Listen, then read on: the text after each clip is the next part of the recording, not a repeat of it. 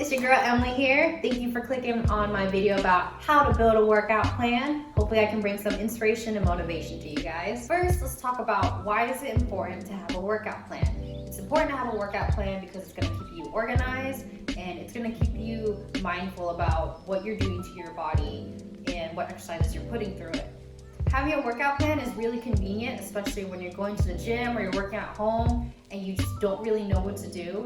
That's why I always say it's always good to prepare and get yourself a workout plan before that. So before you start making a workout plan, you have to think about what are your workout goals. Is it to lose weight, tone up, to burn fat, to gain muscle, to improve your flexibility? You know, there's a lot of different kind of goals anybody could have. You can even have a goal of, oh, I want to compete in this marathon that happens in the next 5 months. And right now it's just your preparation stage. When you're thinking about your workout goals, you want to be specific and you want to make sure they're realistic too. You don't really want to make any negative goals or too many goals. You want to just stick with simple, specific, long-term goals and short-term goals. And of course, it's really good to check on them regularly.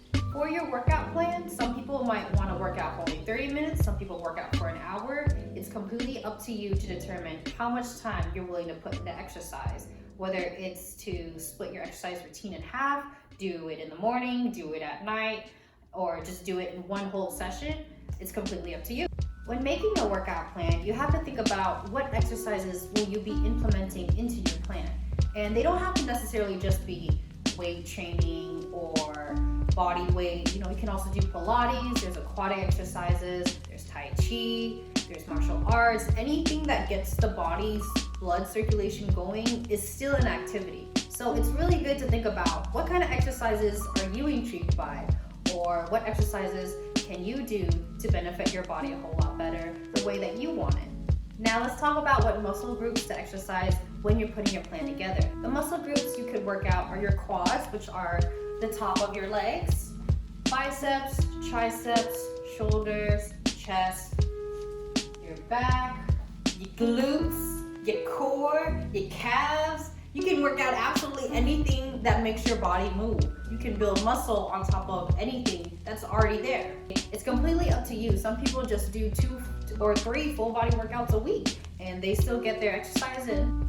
One thing I really want to point out is I know a lot of people say, I just want to lose some belly fat, or I just want to have an inner thigh gap, or I want to get rid of my wings. You cannot lose body fat in just one general area. There's no such thing as, you know, just doing straight up core workouts and then you're just gonna have a flat stomach. Like, it doesn't work like that. Your body burns fat throughout exercise in general. Your body naturally burns fat when you're working out regardless. So even if you're working out on arms one day, you're still gonna be sweating and you're still gonna be releasing whatever fat or carbs that you have retained.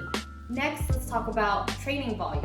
And training volume is how much workload you're putting into your workout. You should think about reps and sets. A rep is doing that exercise once. For example, this right here is 1 bicep curl.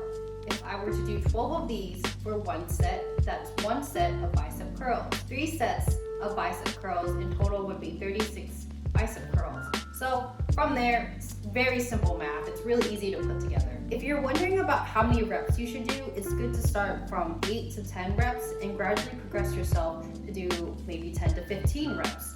A tip to keep in mind is if you can do an exercise 20 times easily, you know, no challenges, no fatigue or nothing, then you should definitely increase your difficulty because it's not pushing you hard enough. Lastly, I want to talk about rest time. Rest time is extremely important. You don't ever want to give yourself too much rest time where your body cools down, but you want to be able to at least give an adequate amount so you don't have any diminishing returns. And diminishing returns are the closer you are to your potential, the slower your improvement is. And that happens when you're consistently overloading, when you're not giving yourself enough rest time, when you're just constantly working. Take a break.